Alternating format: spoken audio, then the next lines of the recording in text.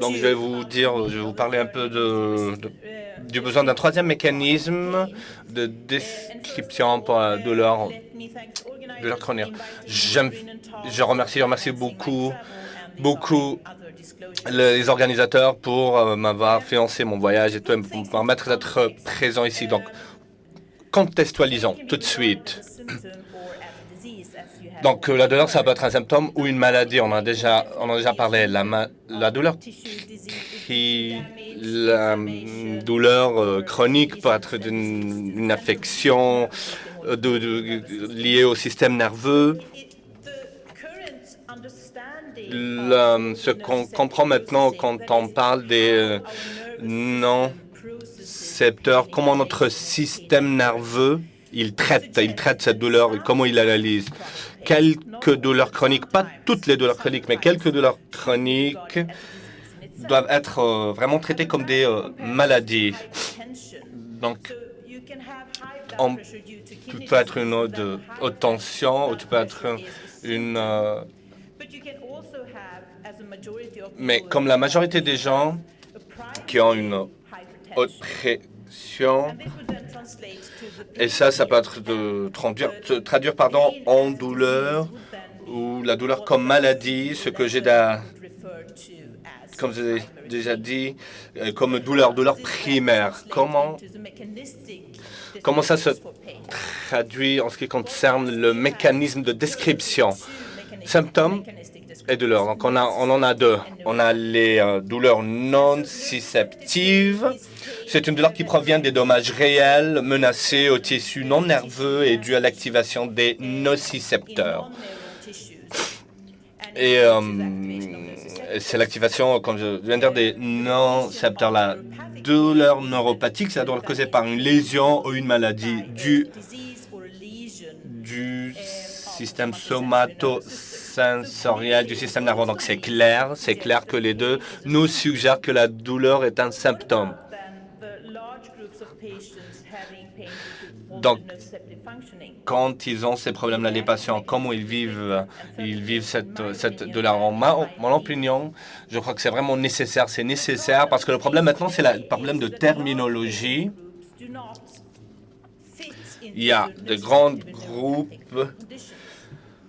qui ne font pas partie et ne peuvent pas être classés comme ayant des douleurs nociceptives ou neuropathiques. Beaucoup de ces patients ont des affections de la douleur caractérisées par une fonction nociceptive altérée. Ça nous ramène à une terminologie un peu faite à maison, donc centralisée, dysfonctionnelle. C'est des termes qui ne sont pas vraiment définis et ça crée beaucoup de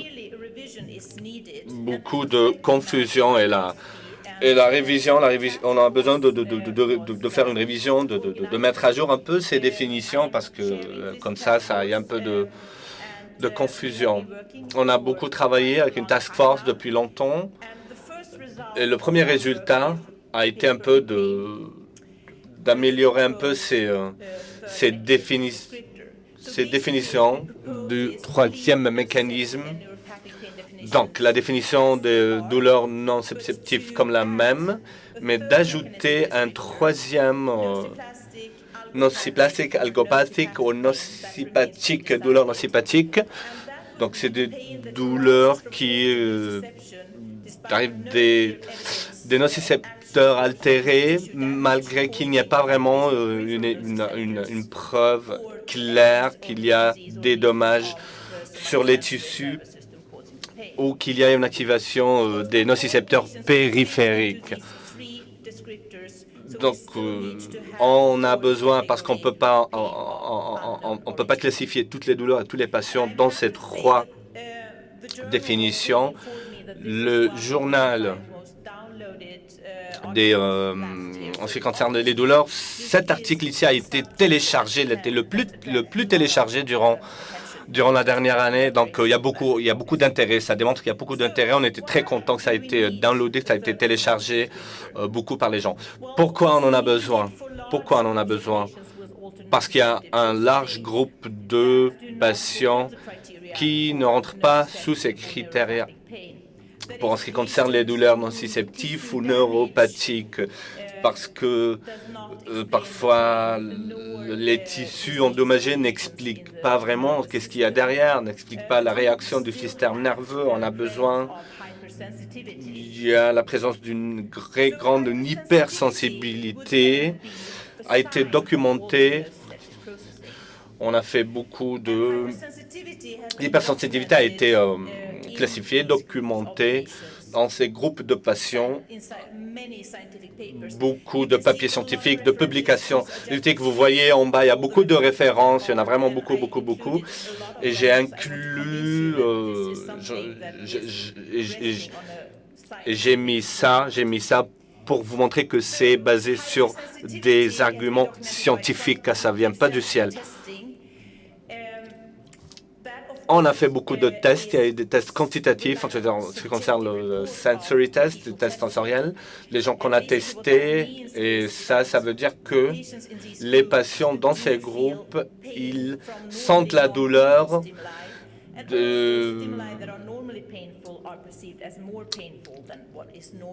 donc, ils ont une hypersensibilité pratiquement. Ils réagissent à la douleur, même s'il n'y a pas de stimulation, ou ils réagissent de manière majeure à des personnes normales s'il y a une stimulation. Il y a aussi les signaux électriques du système nerveux et les images résonance magnétique nous montrent qu'il y a une processation, entre parenthèses, un processus en ce qui concerne l'assimilation et le sentiment de cette douleur. La nociception altérée est liée directement à la sévérité de la douleur, parce que si vous pensez à ça, dans la douleur nociceptive, la quantité des tissus endommagés est associée à degré à la sévérité de la douleur. Donc, plus de tissus altérés, plus de douleur, plus de sévérité. Mais la réaction est différente d'une personne à une autre. Quand doit-on utiliser cette troisième description? Donc, ces personnes qui présentent cette hypersensibilité et qui ont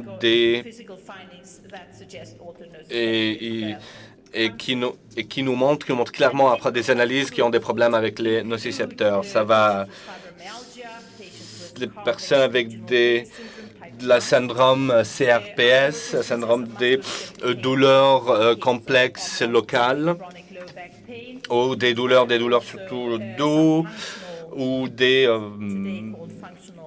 aujourd'hui on appelle ça des douleurs viscérales fonctionnelles. Il y a aussi des problèmes qui restent, qu'on doit résoudre encore.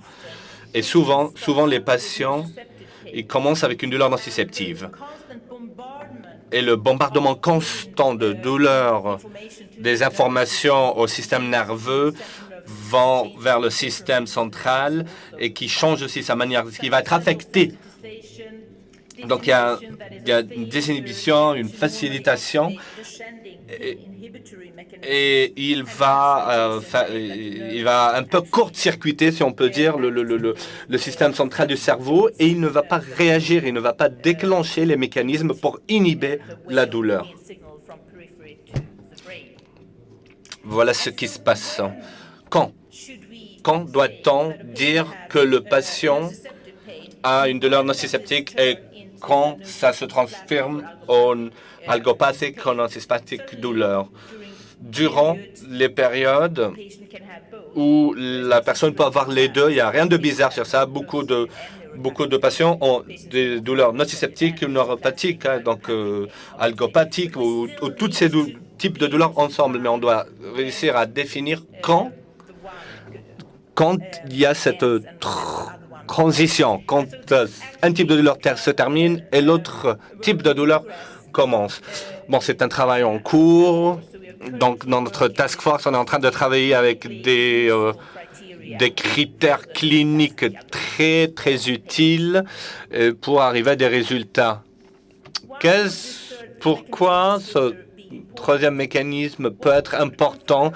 Ça va vraiment donner une validité sur l'expérience de la douleur en ce qui concerne les patients et ça va faciliter la communication ça va encourager les cliniciens pour faire des analyses, pour chercher un peu ce qu'il y a derrière, s'il y a une altération des nociceptifs ou des fonctions. Ça va faciliter aussi la recherche, les efforts de la recherche en établissant des traitements et développer de nouvelles stratégies de traitement. Et ça va aussi aider à élaborer de nouvelles lois en ce qui concerne les médicaments.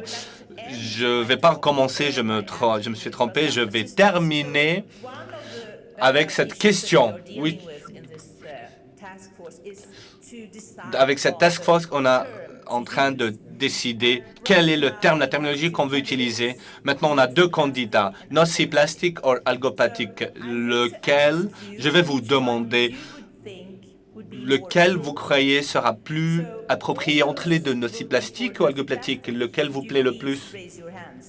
Donc, nociplastique, levez votre bras, s'il vous plaît. Si vous aimez ce mot, vous croyez qu'il est juste. Et ceux qui sont en faveur de algopathique, ben, c'est la majorité. Je dirais même une majorité écrasante. Ici, on voit comment ça va se terminer et pour ça, je vais vous remercier. Je vous remercie pour votre attention.